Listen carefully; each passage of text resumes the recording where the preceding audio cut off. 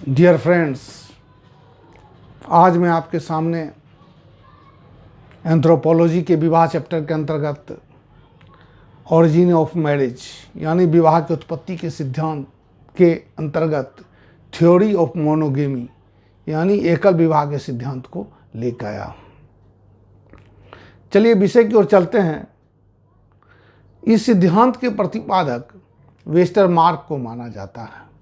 Westermarck ने अपनी पुस्तक the history of human marriage के अंतर्गत एक विवाह के सिद्धांत का प्रतिपादन करते हुए कहा है कि जब उच्च स्तर के अनेक पशु जैसे चिंपांजी, गोरिल्ला, गिब्बन और ओरंगुटान में भी एक विवाह प्रथा जैसा प्रचलन पाया जाता है, इन सभी में भी मादा के गर्भावस्था की अवधि में नर उसकी आवश्यकता का ध्यान रखता है और बच्चे का आत्मनिर्भर होने तक नर तथा मादा दोनों मिलकर उसकी आवश्यकता एवं पालन पोषण को पूरा करते हैं।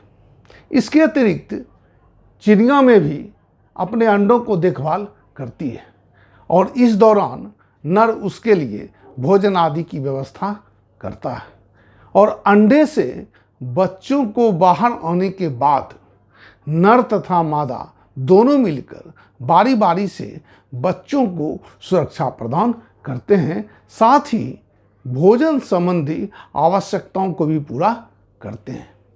इस प्रकार के उदाहरण के आधार पर वेस्टरमार्क का मानना है कि जब पशु तथा पक्षी में भी एकल विवाह जैसी स्थिति एवं उत्तरदायित्व का विकास पाया जाता है तो मानव जैसे उन्नतशील प्राणी में कामाचार अथवा यौन साम्यवाद जैसी स्थिति होने का प्रश्न नहीं होता है। वेस्टरमार्क ने मानव के मनोवैज्ञानिक पहलू के आधार पर भी एकल विवाह के सिद्धांत को स्पष्ट करते हुए कहा है कि मानव प्रारंभ से ही स्त्री पर एकाधिकार चाहता था। ऐसी स्थिति में यौनिक स्वतंत्रता का प्रश्न नहीं होता है। सच्चाई यह है कि सामाजिक सांस्कृतिक विकास के प्रत्येक चरण में एकल विवाह परिवार का ही अस्तित्व पाया जाता था। श्री मेलिनोवस्की ने भी वेस्टरमार्क के एकल विवाह के सिद्धांत को स्पष्ट रूप से स्वीकार करते हुए कहा है कि एक विवाही प्रथा ही विवाह का एकमात्र सत्य है और भविष्य में भी रहेगा। इन्हीं शब्दों के साथ मैं इस क्लास को समाप्त करता हूं दोस्तों। अब अगले क्लास में अगला बिंदु चलेगा। विवाह चैप्टर में विशेष नहीं बचा है। अभी जो भी बीपीएससी परीक्षा में जो स्टूडेंट्स पीटी किए हैं उन्हें मैं जो है कांग्रेचुलेशन कहता हूं और जो इनका ऑप्शनल में एंथ्रोपोलॉजी है वे इस चैनल को सब्सक्राइब करें। सोशियोलॉजी वाले भी सब्सक्राइब कर सकते हैं, क्योंकि विवाह चैप्टर, परिवार चैप्टर, नातेदारी ये सब जो है 50% जो है एंथ्रोपोलॉजी का, जो सोशल एंथ्रोपोलॉजी का जो बिंदु है वह सोशियोलॉजी में भी है। जो सीडीपीओ में सोशियोलॉजी लेते हैं उनके लिए भी है।